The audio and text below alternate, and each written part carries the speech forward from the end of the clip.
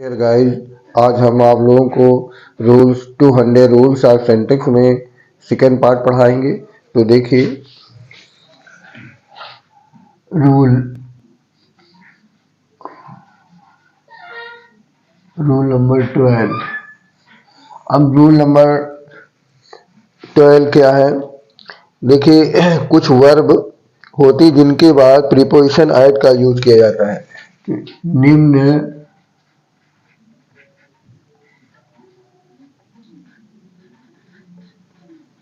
निम्नलिखित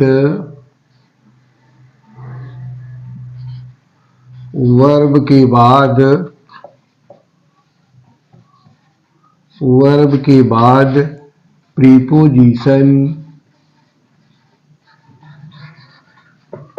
preposition add का use किया जाता है। प्रीपोजिशन ऐड का यूज किया जाता है। तो निम्नलिखित वर्ब्स जो के बाद किसका यूज करेंगे? वर्ब्स के बाद प्रीपोजिशन ऐड का यूज किया जाता है। अब देखिए, कौन सी वर्ब है जिनके बाद ऐड का यूज करेंगे। जैसे देखिए, look at, knock eight, good at, ये एडजेक्टिव है, गुड एट। इसी तरीके से जैसे एंग्री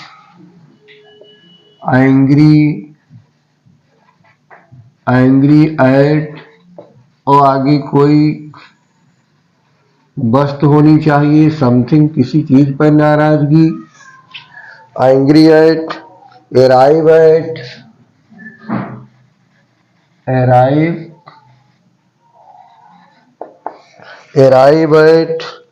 एस्टोनिश,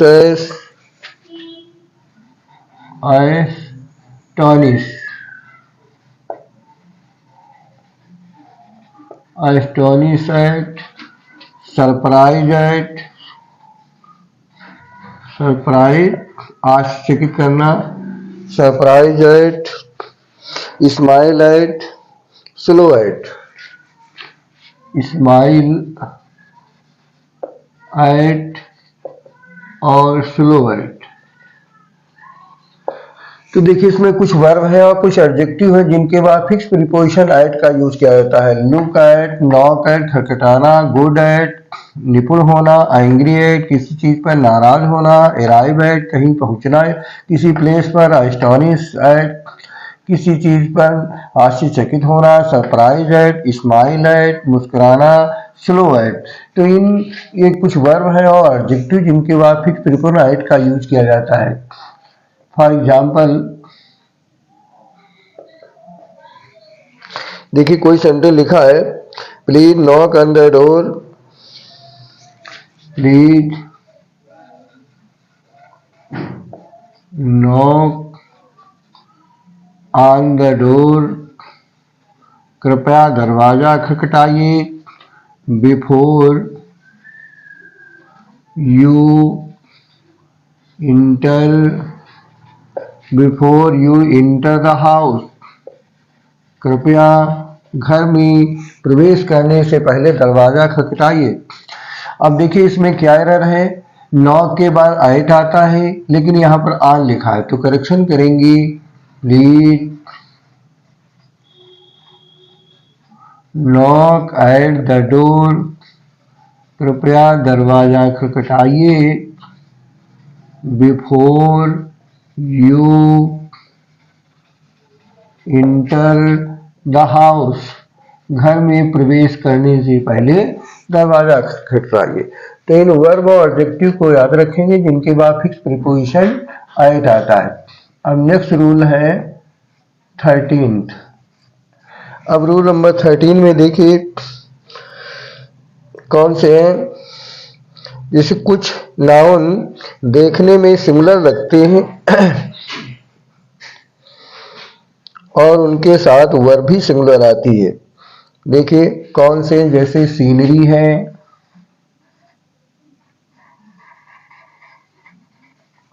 सीनरी और इसी तरह से scenery, poetry, furniture,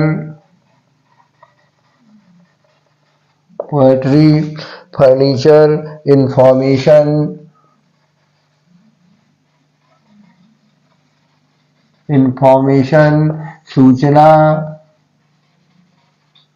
hair, business,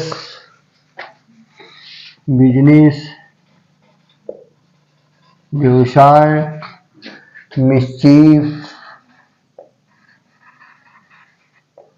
mischief है, शरारत, ब्रेड, स्टेशनरी, ब्रेड है, स्टेशनरी,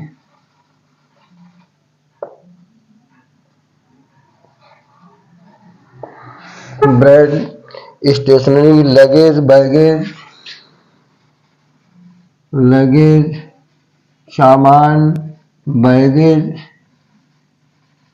इस लगेज है, पोस्टेज है, नॉलेज, पोस्टेज, नॉलेज,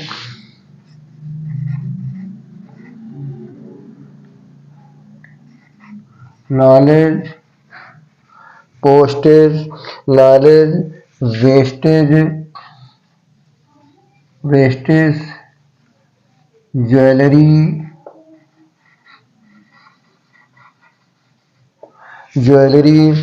आभूषण, ब्रिकेस,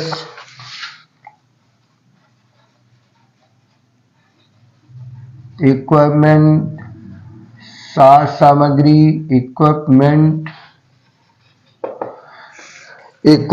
साज सामग्री, एविडेंस, वर्क,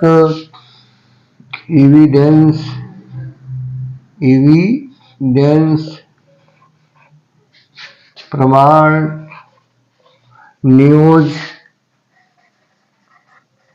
न्यूज, समाचार, म्यूजिक, इलेक्ट्रिसिटी,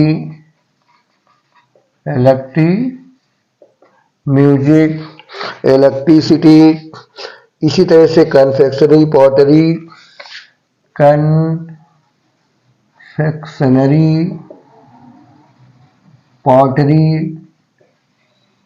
चीनी मिट्टी या किसी चीज के बर्तन बनाना, पॉटरी है। बिहेवियर, व्यवहार, वर्ड, शब्द, फ्यूल, ईंधन, कॉस्ट, कीमत। आदि नाउन के साथ एन मेनी का यूज नहीं किया जाता है। आदि नाउन के पहले एन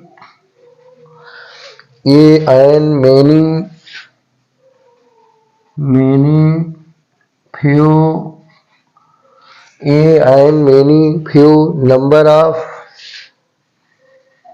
नंबर ऑफ का यूज नहीं किया जाता है,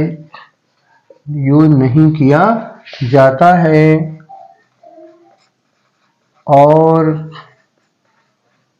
इनके साथ वर्ब हमेशा सिंगुलर नंबर में आती है,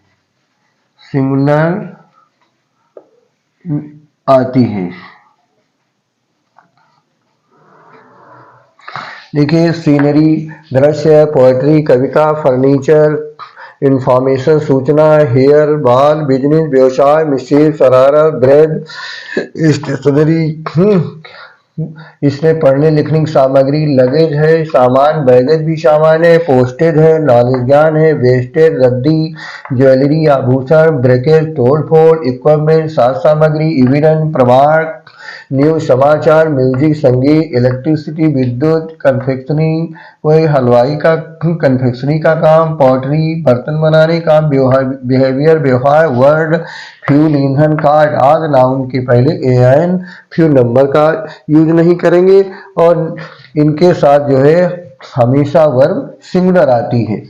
देखिए किस तरह की एरर होगी, कैसे उसका करेक्शन करेंगे। जैसे लिखा है कोई sentence, my hairs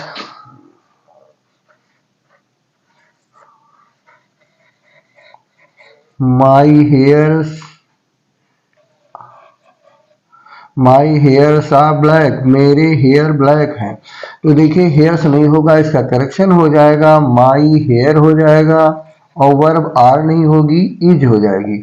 my here is black. अब हेयर से हेड्स की बात हो रही है, न कि कोई काउंटेबल नाउन नहीं है। माई हेयर इज ब्लैक मतलब पूरे सिर की बात हो रही है, मेरे हेयर जो है ब्लैक है। तो ये नाउन ध्यान रखेंगे जिनके साथ सिंगुलर वर्ब का यूज किया जाता है। Next rule 14। अब देखिए रूल नंबर 14 में किस प्रकार के सेंटेंस होंगे। देखिए अब एडवर्ब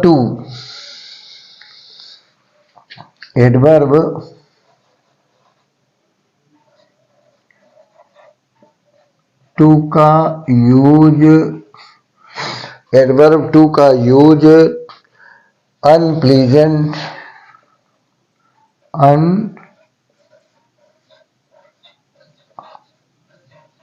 अनप्लीजेंट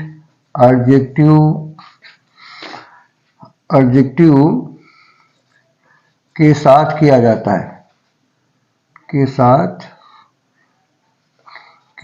है। इनका यूज कहाँ करेंगे, जो अनप्लीजेंट एडजेक्टिव होंगे उनके साथ यूज करेंगे।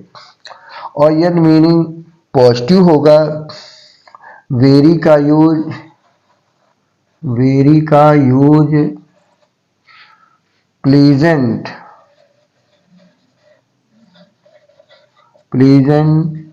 एडजेक्टिव के साथ किया जाता है। इनका यूज प्लीजेंट एडजेक्टिव के साथ करते हैं। फॉर एग्जाम्पल जैसे लिखा है I am too happy to. अब इसमें देखिए पहले टू के एग्जाम्पल देखिए, टू कहाँ होगा, जैसे टू बैड, टू नाटी। अब ये अनप्लीजेंट एडजेक्टिव है, too bad, too naughty, too weak, too fat, ये अनप्लीजेंट एडजेक्टिव है। तो आवश्यकता से अधिक, for example I am too glad to see you. मैं इतना खुश हूं कि तुमसे मिल नहीं सकता। अब देखिए ग्लैड जो है प्लीजेंट एडजेक्टिव है, ये अनप्लीजेंट एडजेक्टिव नहीं है, इसलिए यहाँ टू के स्थान पर वेरी हो जाएगा। आई एम वेरी ग्लैड, मैं बहुत खुश हूं, टू सी यू, मैं तुमसे मिलकर बहुत खुश हूं। तो जो प्लीजेंट एडजेक्टिव होगा उसके पहले वेरी होगा, टू नहीं होगा। यहाँ टू का मीनिंग निकल रहा है कि मैं इतना खुश हूं कि तुमसे मिल नहीं सकता, तो ये कैसे संभव, कोई इतना खुश है कि मिल ही नहीं सकता है। तो ये प्लीजेंट सुखद एडजेक्टिव है, अच्छा एडजेक्टिव, इसके लिए जो है वेरी होगा, टू न होकर के। अब स्क्रीनशॉट ले लें। इसके बाद देखिए रूल नंबर 15।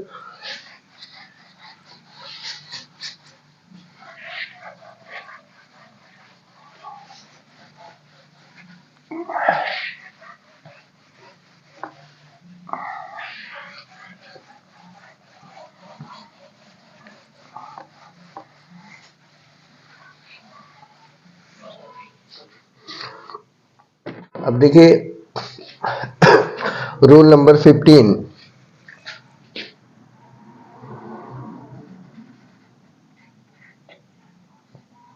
अब इस रूल नंबर 15 में क्या है, if two action take place in the past tense, if two action take place, if two action take place in past tense, one after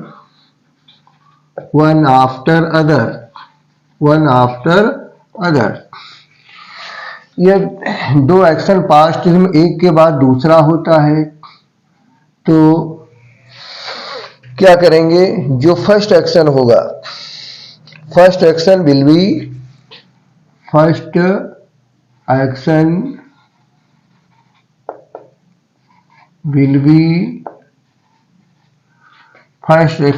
B past, simple past. First जो action होगा past perfect होगा, first action will be in past perfect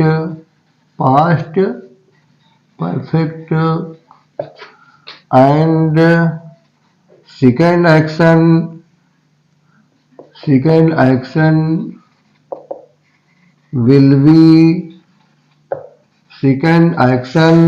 will be in past indefinite। Second action किसमें बनेगा, past indefinite.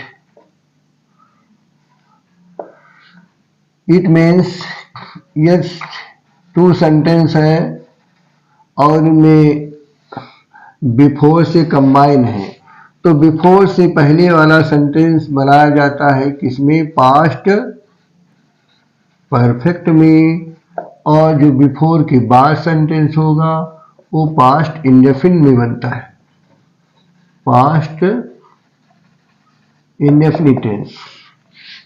इसी तरीके से यदि after आया है तो यही क्रम जो है अपोजिट हो जाएगा, पहले बनेगा पास्ट इंडेफिनिट होगा,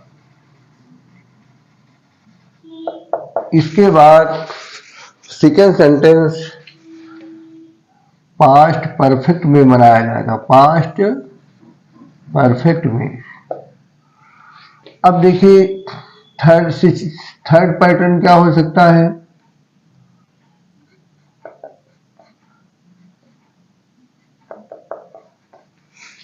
थर्ड पर्सन में व्हेन हो सकता है,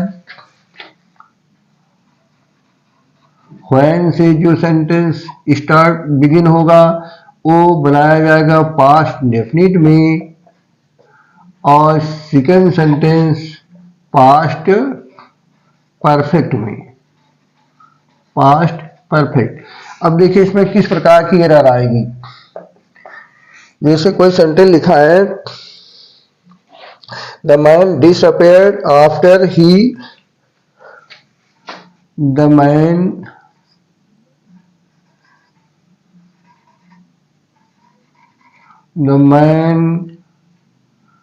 had disappeared, आदमी गायब हो गया, आफ्टर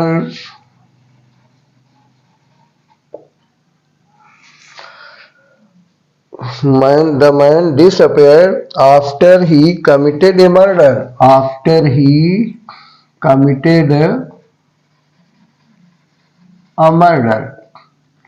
मर्डर करने के बाद आदमी गायब हो गया। अब देखिए इसमें आफ्टर आया है, तो आफ्टर से पहले वाला सेंटेंस बनेगा पास्ट डेफिनिट में, तो करेक्शन करेंगे, द मैन डिसअपियर्ड, आदमी गायब हो गया, डिसअपियर्ड, फिर आफ्टर कंजक्शन आएगा, आफ्टर ही, और इसके बाद पास्ट परफेक्ट बनेगा, after he had committed a murder, एक मर्डर करने के बाद। तो ध्यान रखेंगे यहाँ बीच बिफोर आता है तो हैड वाला सेंटेंस पार्ट फिर पहले बनाएंगे, सेकंड सेंटेंस पार्ट डेफिनिट होगा, और जब आफ्टर होगा तो पास्ट डेफिनिट पहले बनेगा और फिर बाद में पास्ट परफेक्ट होगा। नेक्स्ट रूल है रूल नंबर 16। अब देखिए रूल नंबर 16 में किस तरह के सेंटेंस होंगे। हर पार्टिसिपल हर पार्टिसिपल के लिए एक सब्जेक्ट और रेफरेंस होता है, के लिए एक सब्जेक्ट ऑफ रेफरेंस होता है, रेफरेंस होता है। तो देखिए हर पार्टिसिपल के लिए एक सब्जेक्ट ऑफ रेफरेंस होता है। किस प्रकार से? For example being a rainy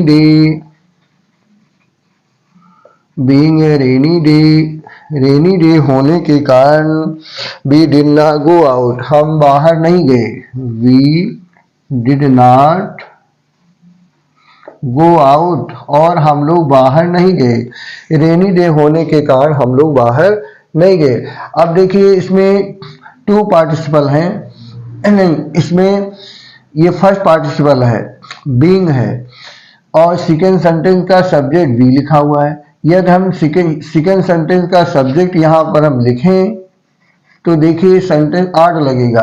we being means we were rainy day, हम रेनी डे थे। तो रेनी डे तो एक निर्जीव चीज है, हम कैसे रेनी डे हो सकते हैं? तो ये सेकंड सेंटेंस का जो सब्जेक्ट है वो फर्स्ट में क्या कर रहा है?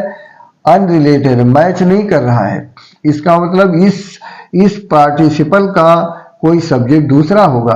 अब देखिए रेनी डे की बात हो रही, मौसम की बात हो रही, इसलिए इसका सब्जेक्ट यहाँ पर क्या होना चाहिए? मौसम, दिन, महीने, इनमें सब्जेक्ट जो है इट का यूज किया जाता है, तो यहाँ इट हो जाएगा। It being a rainy day होने के कारण,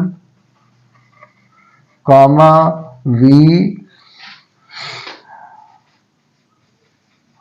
डिड नॉट गो आउट, हम बाहर नहीं गए। तो अगर सेकेंड सेंटेंस का सब्जेक्ट हम फर्स्ट में रखते हैं तो ये बहुत आर्ट लगता है कि हम रेनी डे थे, तो मनुष्य कैसे रेनी डे हो सकता है? रेनी डे तो कोई निर्जीव। तो इस पार्टिसिपल का सब्जेक्ट वी न हो करके यहाँ पर कोई दूसरा है, इट है, क्योंकि मौसम की बात हो रही। It being rainy day, comma we did not go out. तो हर पार्टिसिपल के लिए एक सब्जेक्ट ऑफ रेफरेंस होता है, तो ये सब्जेक्ट ऑफ रेफरेंस हो गया। Next rule number 17। अब देखिए रूल नंबर 17 में कुछ एडजेक्टिव होते हैं जिनके बाद देन न हो करके टू का यूज किया जाता है। जैसे देखिए प्रेफर पसंद करना, अधिक पसंद करना। प्रेफरेबल, प्रेफर में पसंद, प्रेफरेबल पसंद करने योग्य। फिर इसी तरह से junior, senior, superior, inferior,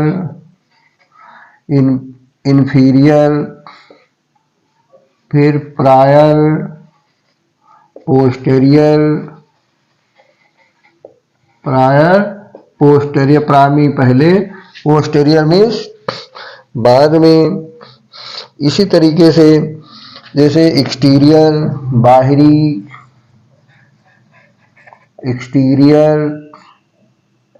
exterior है, बाहरी है, अल्टेरियर है, आगे अल्टेरियर,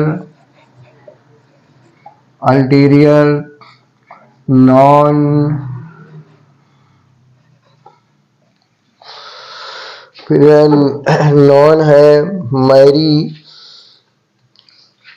नॉन मैरी इंजूरियस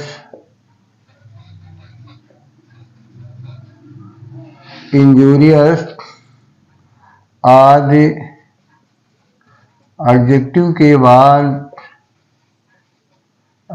के बाद प्रीपोजिशन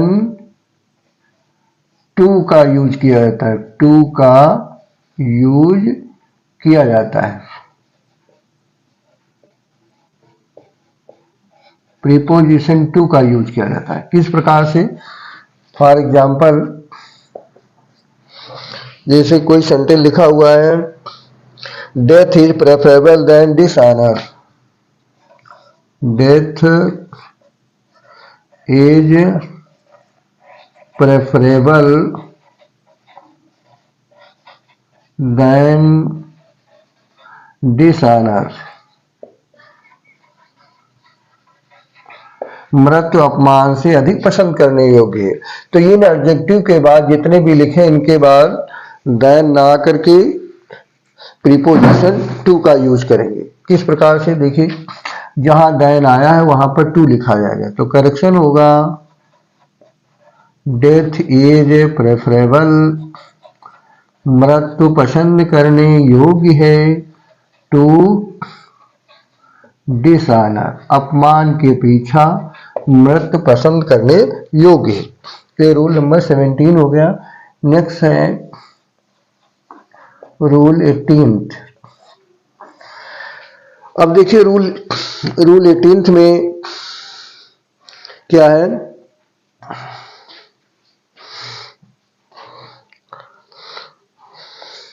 कुछ शब्द होते हैं जिनका सुपरफ्लुअस की मिस्टेक होती है। Error of superfluous, error of superfluous. अब वो कौन सी एरर ऑफ सुपरफ्लुअस है? जो फालतू चीजें हम लिखते हैं उनकी एरर क्या होती है? देखिए, जैसे कभी कभी हम लिखते हैं पासिंग मार्क्स, तो यहां करेक्ट, पहले तो इनकरेक्ट, इनकरेक्ट और करेक्ट, इनकरेक्ट और करेक्ट। तो देखिए, जैसे लिखा है पासिंग मार्क्स, पासिंग मार्क्स, तो पासिंग मार्क्स कहना ये क्या है?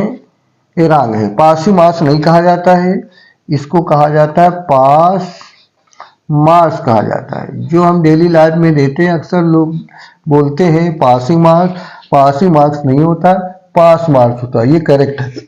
इसी तरह से कुछ और भी वर्ड हैं जो एरर ऑफ सुपरफ्लुअस की होती, स्क्रीनशॉट ले लें।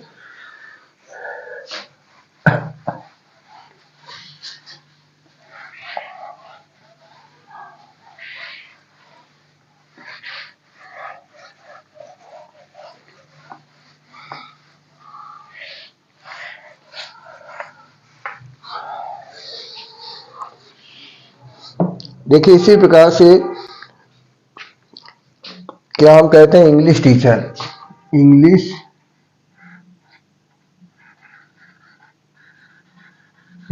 टीचर। डेली लाइफ में बोला जाता है इंग्लिश टीचर, तो इंग्लिश टीचर ये कहना रॉन्ग है। इसके बदले में हम क्या कहेंगे? A teacher of English, a teacher of English, English की टीचर। अ टीचर ऑफ इंग्लिश कहना प्रॉपर है। नेक्स्ट, इसी प्रकार से कुछ और भी वर्ड हैं, जैसे my family member, my family member.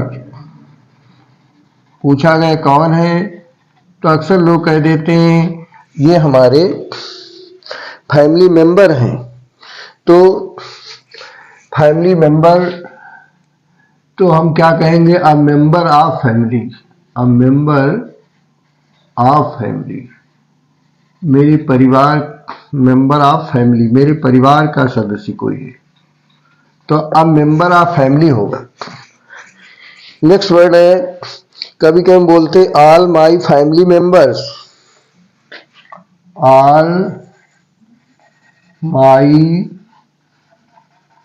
Family और मेंबर्स कहते हैं, तो ये कहना रॉन्ग होगा। क्या हो जाएगा?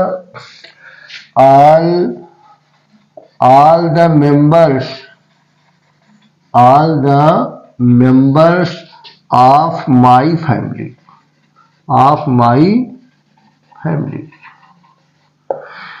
तो ये एक सुपरफ्लुअस की एरर भी आती है। देखिए फॉर एग्जांपल किस प्रकार से सुपरफ्लुअस की एरर होगी।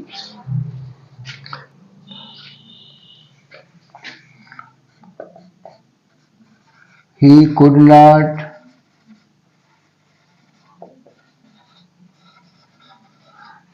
not secure पासिंग मार्क्स, वो जो है पासिंग मार्क्स नहीं प्राप्त कर सका। तो क्या होगा?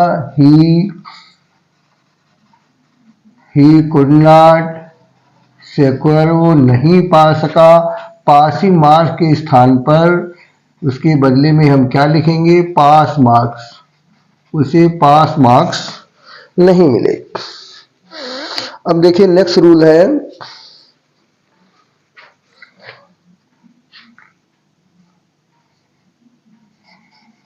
रूल 19।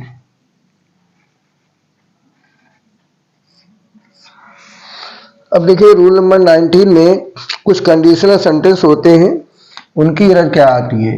तो देखिए फर्स्ट कंडीशन,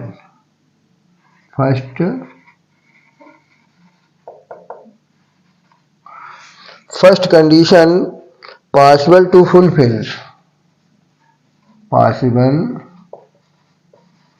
टू फुलफिल। जो फर्स्ट कंडीशन होती है वो क्या होती है? वो फुलफिल होने के लिए संभव होती है। तो इसमें किस प्रकार से फर्स्ट कंडीशन को बनाया जाता है?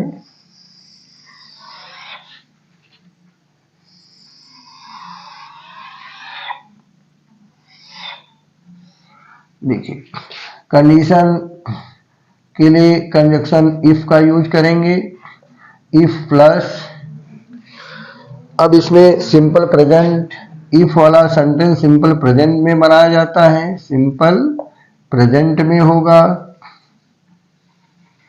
और जो नेक्स्ट सेंटेंस आएगा उसको फ्यूचर इंडेफिनिट में बनाया जाता है, फ्यूचर इंडेफिनिट।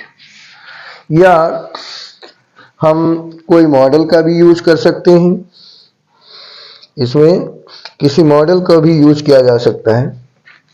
यहाँ पर हम सब्जेक्ट और हम विल, शैल, कैन, मे, और इसके बाद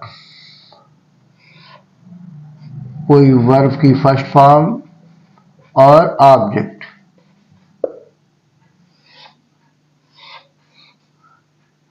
तो ये फर्स्ट कंडीशन हो गई। फर्स्ट कंडीशन में किस प्रकार के सेंटेंस होंगे? जैसे कहा जाता है इफ यू वर्क हार्ड, या तुम कठिन परिश्रम करोगे, you will get good marks, तुम्हें अच्छे अंक मिलेंगे। You will get good marks in exam, तुम्हें एग्जाम में अच्छे मार्क्स मिलेंगे। तो देखिए ये प्रेजेंट डेफिनिट हो गया, सिंपल प्रेजेंट, और सेकेंड जो है फ्यूचर डेफिनिट में हो गया। अब next condition second, second condition,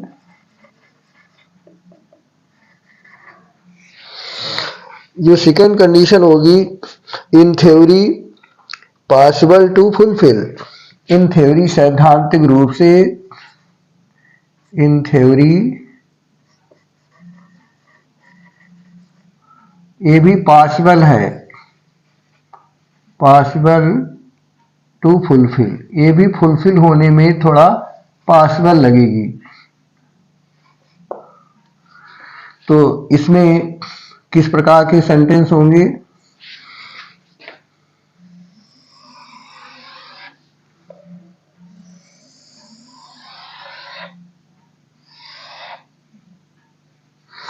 देखिए, इसमें इफ वाला सेंटेंस जो होगा वो बनाया जाएगा सिंपल पास्ट,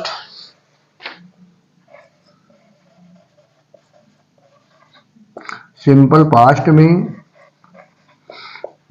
इट में पास्ट डेफिनिट, और जो सेकंड सेंटेंस है उसमें सब्जेक्ट होगा वुड या could,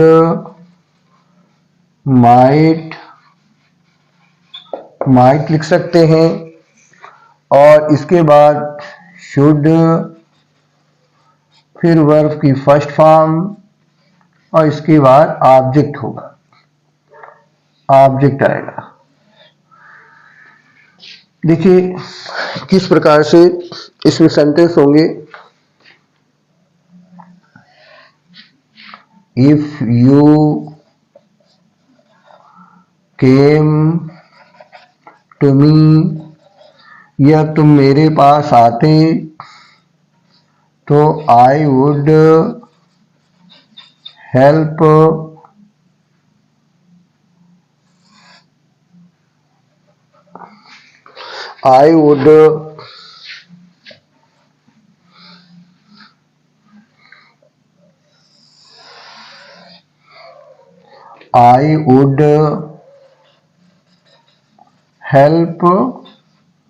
I would help you, मैं आपकी हेल्प करता। या इसमें इमेजिनरी भी कंडीशन आ सकती है, किस तरह से होगा? If I were a bird, यदि मैं बर्ड होता, I would fly in the sky, मैं आसमान में उड़ता। ये सेकंड कंडीशन हो गई। फिर थर्ड कंडीशन, जो प्रोबेबल कंडीशन होती है, थर्ड कंडीशन